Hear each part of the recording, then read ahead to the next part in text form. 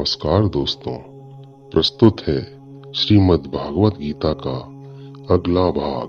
प्रयाण काले मनसा चलेन भक्त्या युक्तो योग बलेन चैव भ्रुवोर्मध्ये प्राणमावेश्य सम्यक् सतं परं पुरुषमुपैति दिव्यम्। योग करते हुए अपना ध्यान हमें अपनी भ्रुकुटियों के बीच में यानी कि आईब्रोज के बीच में रखना होता है दोस्तों। वो पुरुष जिसके मन में भक्ति है, जो अपने कर्म करता है, और वो पुरुष जब अंतकाल में अपने योग बल से भ्रुकुटी के मध्य में प्राण को अच्छी प्रकार स्थापित करके फिर निश्चल मन से स्मरण करता है, तो वो पुरुष दिव्य रूप परम पुरुष परमात्मा को ही प्राप्त होता है।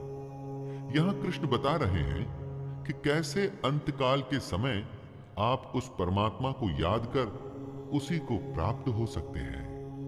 यदक्षरं वेदविदो वदन्ति विशन्ति यद्यत्तयो वीतरागाः यदिच्छन्तो ब्रह्मचर्यं चरन्ति तत्ते पदं संग्रहेण प्रवक्ष्ये।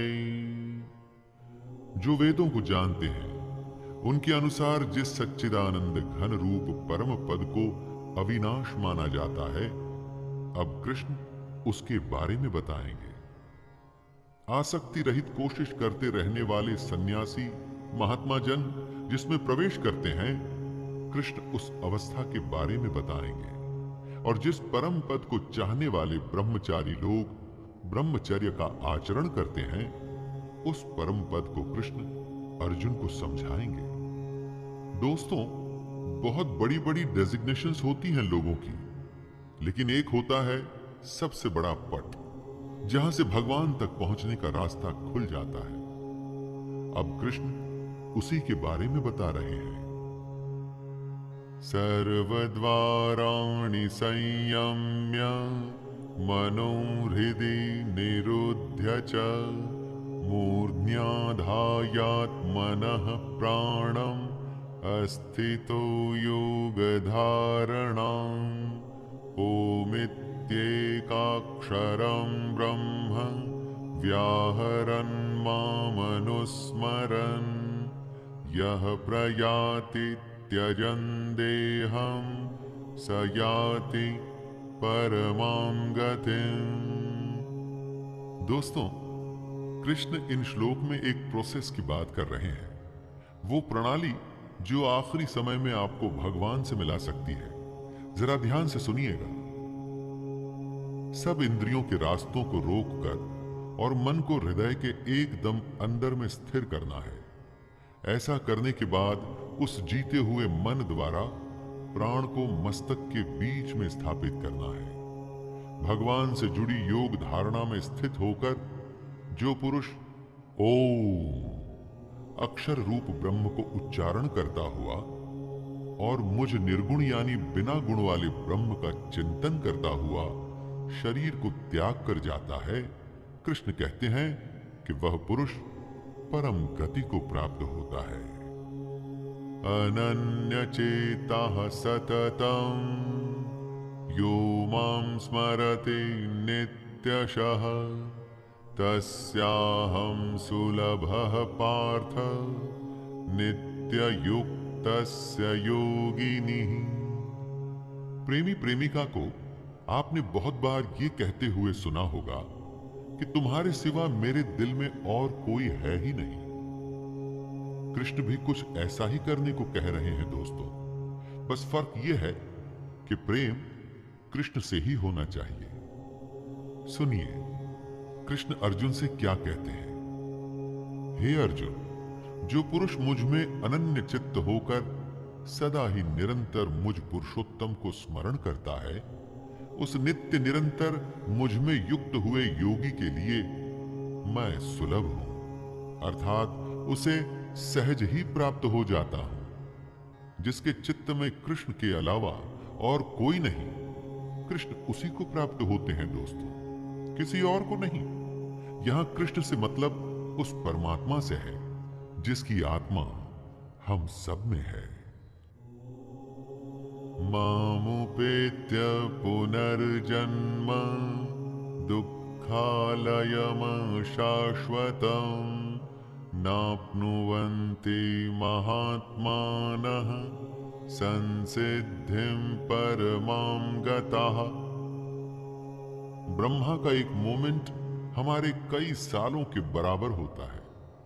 इसीलिए हमारे जन्म को, धरती के इस जीवन को क्षण भंगुर कहा जाता है और साथ में इसे दुखों का घर भी कहा जाता है। परंतु जो कृष्ण का स्मरण करते हैं, अपने कर्म को निष्काम तरीके से करते हैं, अपने कर्तव्यों को निभाते हैं, उन्हें ही परम सिद्धि मिलती है।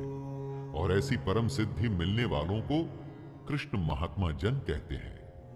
कृष्ण कहते हैं, ये महात्मा जन मुझको प्राप्त होकर दुखों के घर एवं क्षण भंगुर पुनर्जन्म को प्राप्त नहीं होते।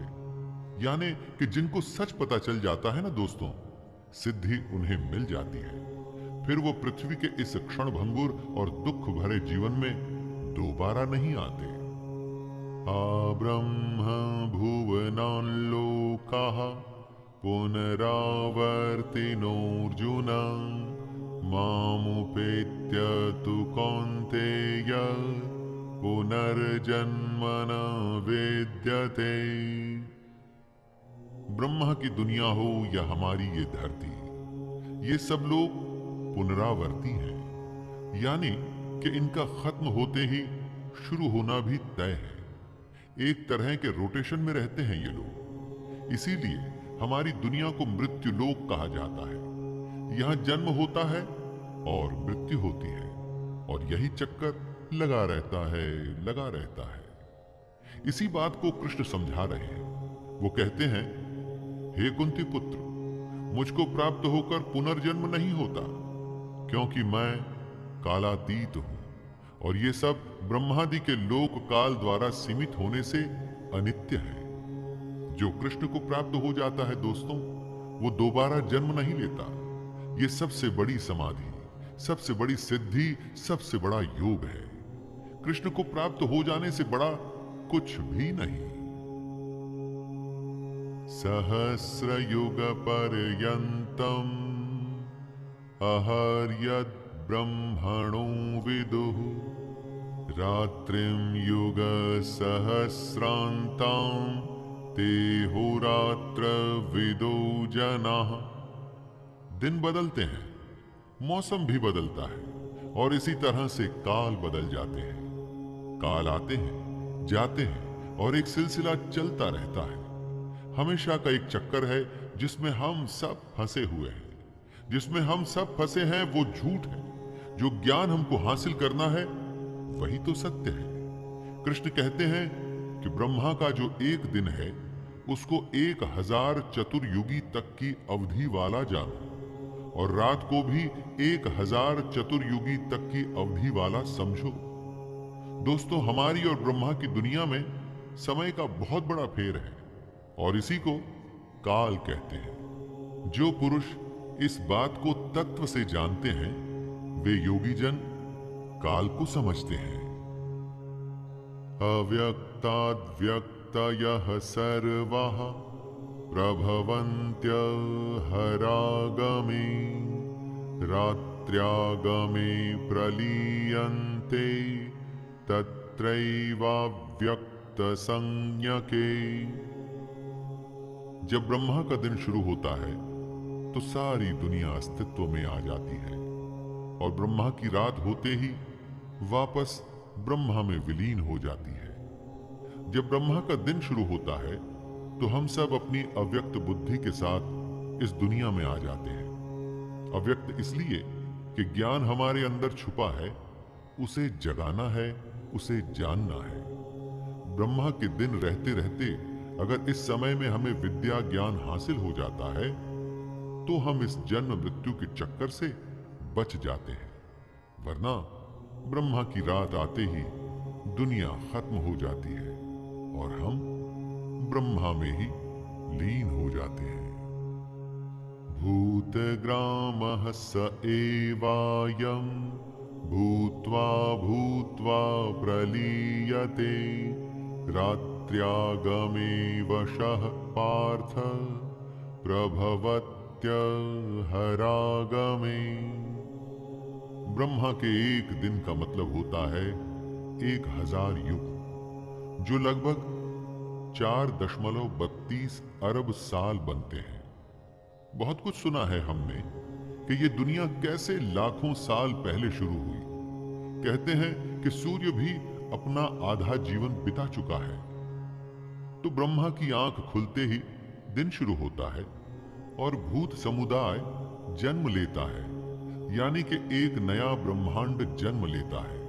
और फिर अरबों सालों के बाद प्रलय या किसी भी वजह से ये दुनिया खत्म हो जाती है और दोबारा बिग बैंग यानी कि ब्रह्मांड विस्फोटक से शुरुआत होती है और ये क्रम निरंतर चलता रहता है।